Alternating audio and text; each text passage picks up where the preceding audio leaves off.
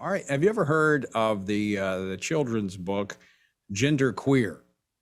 Now, it's section title in the School Library Journal Starred Review. The journal wrote this, that, quote, "Gender Queer is also a great resource for those who identify as non-binary or asexual, as well as those who know someone who identifies that way and wish to better understand," end quote. By great resource, they must have been referring to the graphic sex depicted in the book, supposedly tailored to children. One horrified Fairfax, Virginia mom found genderqueer in another objectionable title, Lawn Boy, in her children's school library. That mom, Stacy Langton, joins me now. Stacy, welcome to Washington Watch. Hi, thanks for having me. So tell us about these two books that you discovered and what you did when you discovered them. Well, as I've said before, the material itself is actually more shocking when you see it in person. And that was the entire reason why I had to show the images to the school board and read those passages aloud. And for me, it becomes a matter of conscience. And as a Christian, I realized, I have a duty here before God. I found it almost impossible to say, how could I possibly stay silent in the face of this? And I felt that I had a duty and a moral obligation before God to let other parents know, because I didn't know. I had no idea that there was something of this level of, it's filth is what it is, in the school library. And this is, we're talking about children's souls that are at stake. And so that's why I took it to the school board meeting.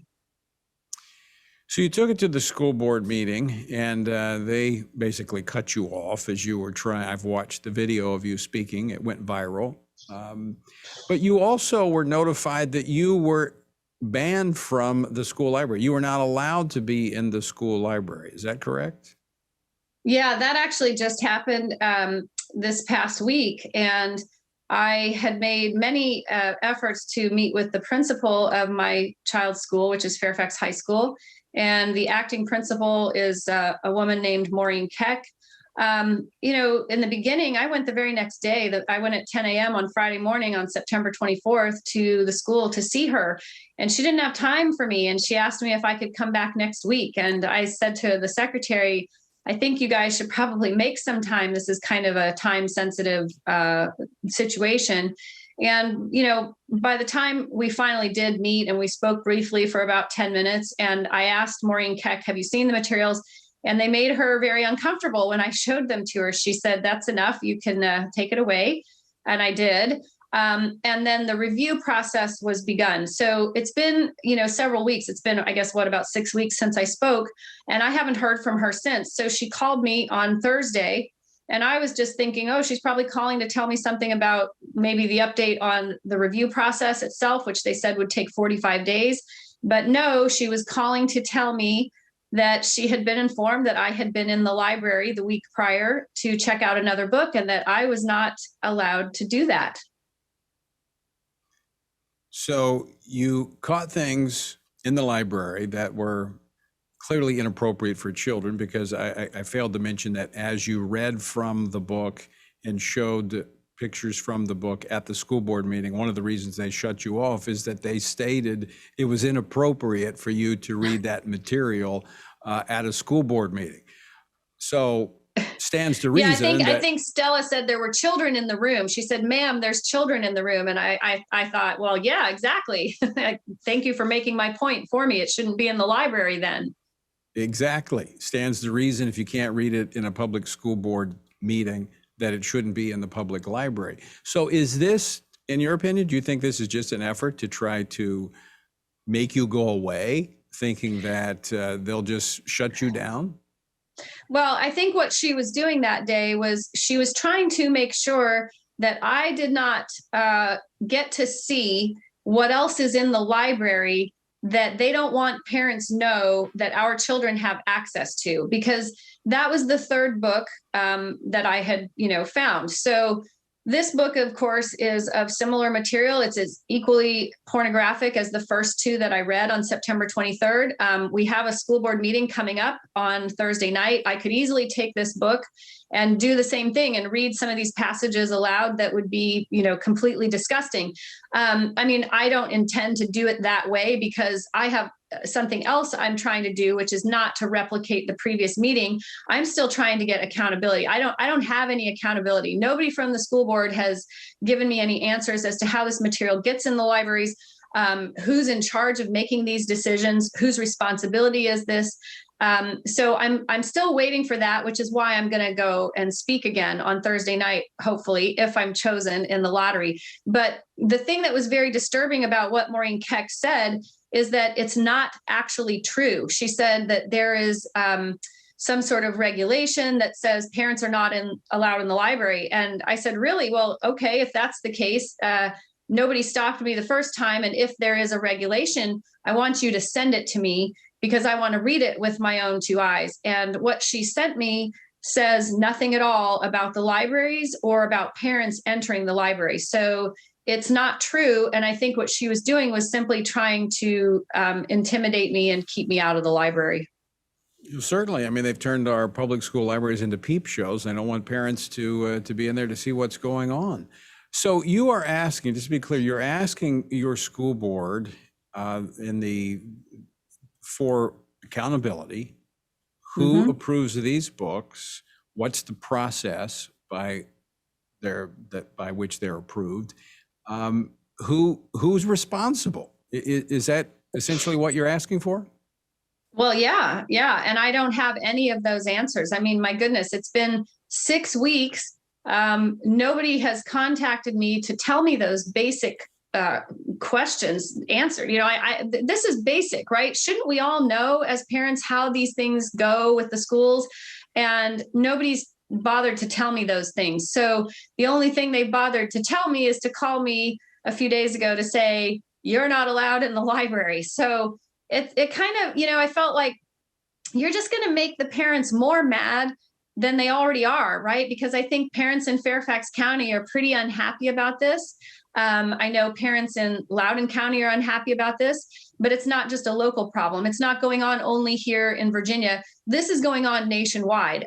There have been school board meetings in Texas and in Ohio. I saw actually an article today about a school board meeting, I think in Rhode Island, where somebody took the genderqueer book and did much of the same. They showed the pictures and read it aloud. So this is a coordinated effort. Whatever this material, wherever it's coming from, whoever is funding it, and pushing it on our school systems at the state level, it's coordinated across all 50 states. So that's what we need to get at. Where is the investigative journalist who should be digging on that story right now? What entity is getting paid to put these materials in our state departments of education and filtering it down into the school districts? That's a really good question, because you are absolutely right. It is a coordinated effort, and we should get to the bottom of that. But also, I want to go back to your point before we run out of time. Parents have a right to know who is making the decisions and who they can speak to change policies that are inconsistent with the values of a community. And that's all you're asking for. And then the school, this should not be difficult. It's the arrogance, I think, once again, that we see coming from some in the education establishment. And again, I said this earlier, I want to be careful because there's some great educators. I'm thankful for good people who go into public education. But we see far too often this arrogance of, who are you to ask me? I mean, we saw it from Terry McAuliffe and his idea that parents shouldn't have any say whatsoever in what their children are taught. So 2 questions for you, Stacy. Are you going to persist until you get answers?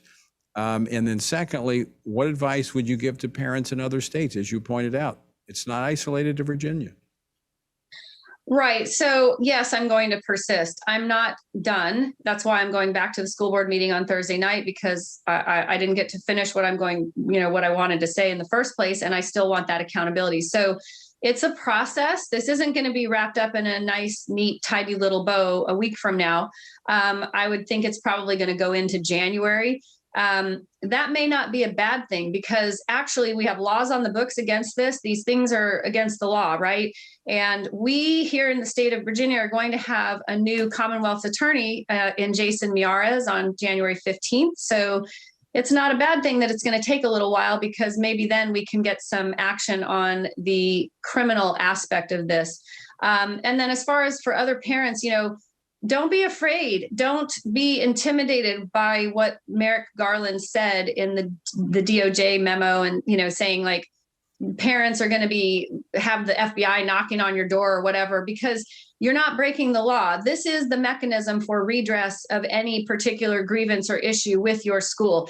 That's what the school board meeting is for. That's what the community participation forum is for. So go, and it's not against the law to stand at a podium, which is what I did, and talk to them.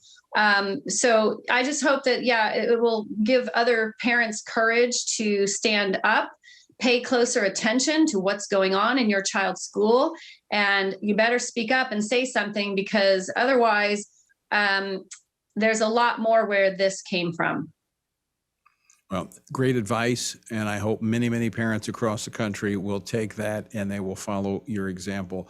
Thank you for your courageous stand, and continue in that stand and that pursuit of truth and answers, and we look forward to seeing what those answers are in the days ahead. Stacy, thanks so much for being with us. Thanks, and please pray for me and pray for my family's protection. We will. We'll encourage our